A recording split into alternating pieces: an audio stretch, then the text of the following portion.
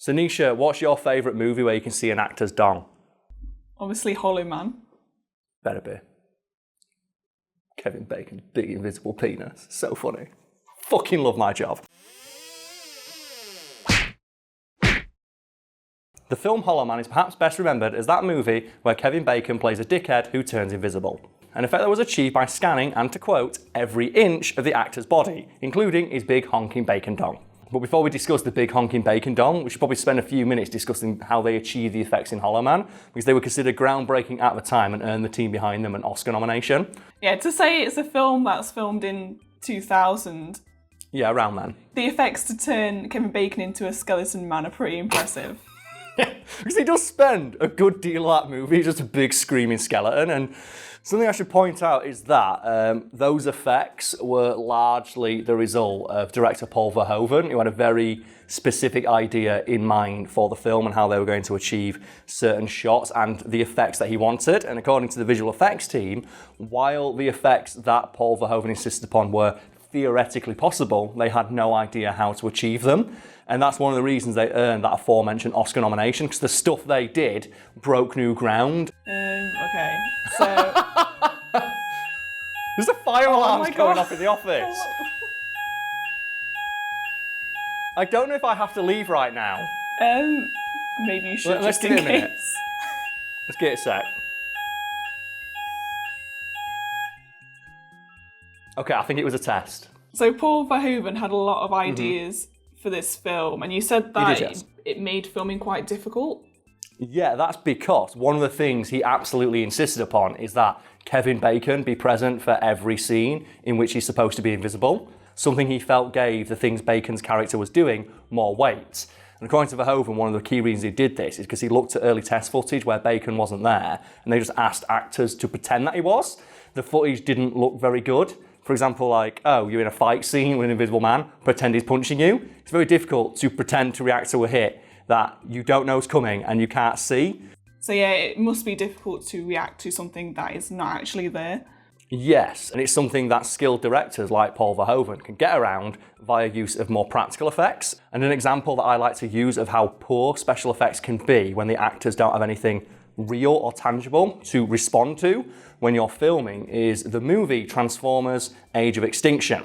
And I've mentioned this clip before and I'll no doubt mention it again. And it's a clip in which a Transformer, a 30-foot tall, 200-ton robot, backflips into frame and fires a bus-sized machine gun into the air. But because this is a film directed by Michael Bay, who doesn't give a fuck, it's very clear that none of the actors had anything physical to react to and were instead just given a cue from off camera. Because as you'll see in the clip, people in the foreground of the shot do not react in any way until about 3 seconds afterwards when I'm assuming Michael Bay was off screen saying, okay, action. Get out! All of you. Science fair's over, meatbags. If that happened, like when that fire alarm went off, for example, I looked around and was like, wait a minute, where the fuck's that coming from? And I'm British, so my reaction's probably more muted than what other people's might have been. Because you can imagine if I was that kind of YouTuber and in response to that fire alarm, I reacted, like, is it Markiplier who does all the reactions to scary games? Yeah. Can you imagine if I was one of those kind of YouTubers when that fire alarm went off and it was been, ah! And then that's your thumbnail and you put big dumb face in the thumbnail. I have some things. What? The inverse of that Transformers: Age of Extinction example is the film Jurassic Park, which is directed by Steven Spielberg, who I think it's safe to say is a little bit better at his job than Michael Bay. And the shot I like to point to as a good example of how you use CGI but give it a weight and a feel is when the T-Rex throws a Velociraptor through a T-Rex skeleton, and the T-Rex skeleton explodes at the exact moment the Velociraptor hits it. Which was a practical effect filmed for real on the day of shooting. So the actors who are watching this fight between these two CGI monsters had something to react to. So let's bring it back to Hollowman and one of my favourite facts about the movie, which is that Kevin Bacon was really annoyed when he found out Paul Verhoeven wanted him to be on set for every shot. Because when he first read the script and realised he was going to be the Invisible Man, he thought, what a sweet gig. I show up for 10% of it, do some voiceover and get paid. Easy gig. And then he actually had to turn up. And he's not in the movie, you can't see him. He's like, oh, God damn it. There's a behind the scenes interview with him. It's like, my agent told me about it. What a sweet gig. I'm invisible throughout 90% of the thing. I'm not going to be on screen. And then you smash cut to him getting painted bright green. Because that's how they achieve the effect. Right, so you said they had to paint him bright green. Yes, or blue or black, depending on the background of the shot. He's completely painted blue. Sometimes he's completely painted black or green. And Nisha, you'll know more about this than me, but correct me if I'm wrong. The reason, for example, you would use a green screen is because green has very little flesh tones in it. Yeah, that's Which it. is why we stand in front of a green screen instead of, say, a blue screen, because it's easier to key around a human being in front of green because there's very little green present in a person's complexion. Yeah. And obviously we've had trouble with that in the past, and we can pull back the curtain on this, and it's on purpose. For example, we have a Fiend t-shirt here for the merch store. I'm not even holding it the right fucking way, which is green. And for example, if we want to, we can green screen this thing called the background, and I can hide behind it. So I'm holding it in front of my face now, and I could like disappear, and we can make parts of my body disappear. And we can, if we want to, edit this back in if we want to, because the colour's not exact, but I'm hoping people see the idea. In that vein, they didn't just paint him bright green, they also made him wear bright green contact lenses and dentures. Which, before you ask, yes, was very uncomfortable, but also leads to some hilarious behind the scenes shots, because as I mentioned, they didn't just paint Kevin Bacon green, they also painted him blue and black. So you have all these behind the scenes shots of Kevin Bacon just looking like he's not been unlocked on a character select screen yet. But they didn't just paint Kevin Bacon bright green, because Nisha, you'll know this. When you edit something out using like a green screen, for example, you have to put a background in, don't you? Yeah, you have to have like a background plate as like a backup. So it's not just empty, it's empty space. And the solution Paul Verhoeven had to this was to always have a clean master shot of every scene in the film in which Kevin Bacon had to be invisible, filmed using a state-of-the-art robo camera that could be programmed down to the millimeter in its movements. Now the computer works from these recorded moves and moves the camera exactly the same way. The camera repeats precisely the same, with tracking and tilting. Yeah, that sounds like a lot of hassle, but I can see why they'd get a robot to do it, because repeating the same motion with a camera is extremely difficult.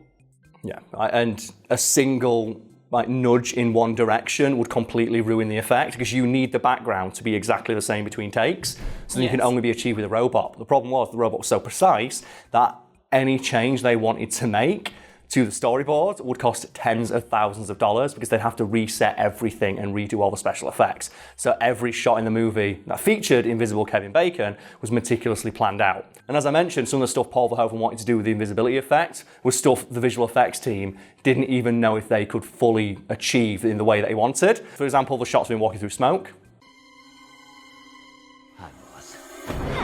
The shots of him underwater. And the shots of him being partially burned.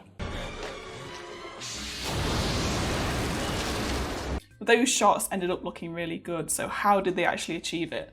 They achieved them by scanning in every inch of Kevin Bacon, and there's behind the scenes footage of this process, which involves Kevin Bacon stood in front of a series of squares, just T-posing to assert his dominance.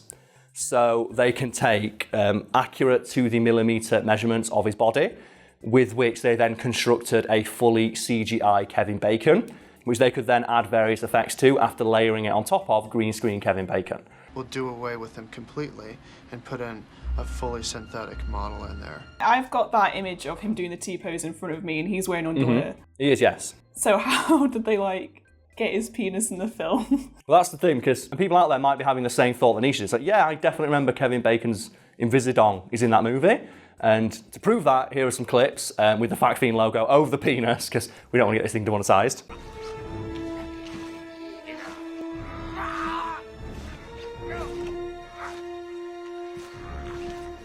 Okay, is that a real penis or is it a CGI one? Well, here's the thing. According to Paul Verhoeven, it is Kevin Bacon's actual dong.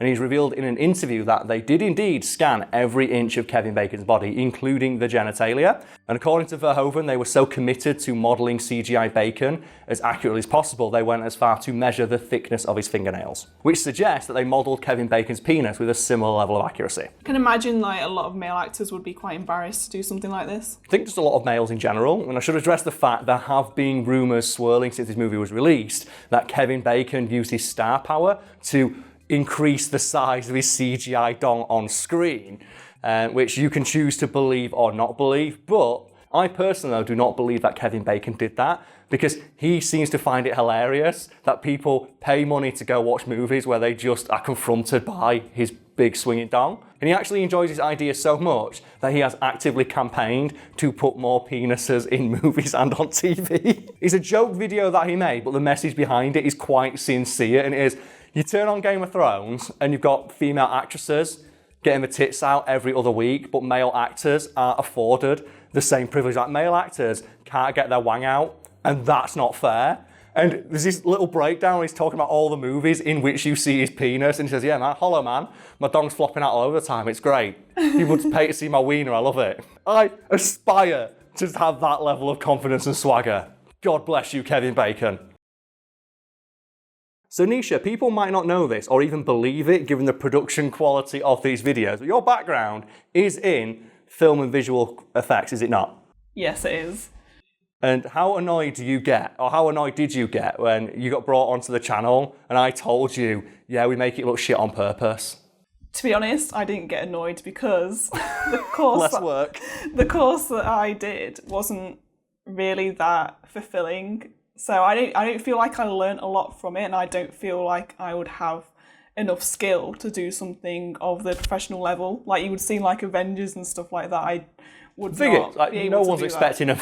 No one's expecting Avengers level quality effect from a YouTube video, but they do expect it to be well focused, which is my bad. I'm sorry. I'm doing the camera work this past couple of weeks and I've been really bad at it. But something I've noticed, I'm not sure if you have though, Nisha, is that we have been recording in quarantine for the last couple of weeks now, and those videos have now started going live, and we've got a lot of feedback saying they're virtually indistinguishable from the normal videos we will put out. Yeah. And you're the person who edits them. Would you say they're basically the same to edit, save for the extra finagling you have to do with audio? Literally the same. Yeah, audio is the only different thing. Because we have to sync up two separate bits of audio. But have you by any chance just seen any clips from late night TV shows that are now being recorded in the host's house? Have you seen anything like James Corden, Jimmy Kimmel, Jimmy Fallon, and they're all recording in their own houses? I've seen like screenshots, but I don't actually watch them. Well, I'm mentioning this because they have worse audio and visual quality than we do, and we make our videos look shit on purpose. Yeah. We can put a clip in now of just some late night TV host, and you can see that their visual quality on their videos and sound quality is worse than ours. Tonight Show at Home edition, everybody. Thank you so much for being here. It is Wednesday. Anisha, what are your thoughts about that? Well, I imagine it's because they're used to being in a studio and having other people with professional equipment filming them, whereas they're stuck at home. They don't really have anything of that quality to film themselves, so they have to just grab whatever they've got available to them. Or you buy presume that the whatever's studio cheap. would send them something? Maybe, yeah. Apparently not. The studio, with its millions of dollars, would have access to better quality equipment than we do. I bought. Like, fun facts about the channel, when we were figuring out, all right, what equipment do we need, we just Googled how to make YouTube videos. And I bought the 5 things it told me to buy, including this microphone. And I don't know what it does, but it seems to have decent quality. And that was it. And you've got multi-million-dollar TV productions that have worse sound quality than we do. This thing costs like 80 quid. Yeah. You're recording your audio on your phone, Nisha, aren't you? Yeah, I've got like a... It sounds better than shit being part by HBO. What? The one that got me is when I watched Tiger King, and I heard, there's a new episode of Tiger King. I went, awesome. And it's literally Joel McHale sat in his front fucking room on an iPhone. I'm like, Netflix, this is the biggest shit you've got. Like, people are so hype about this, and you sent people a fucking iPhone. I'm putting more effort into my videos than Netflix is. Let that sink in, and we make ours look shit on purpose. Step it up, Netflix.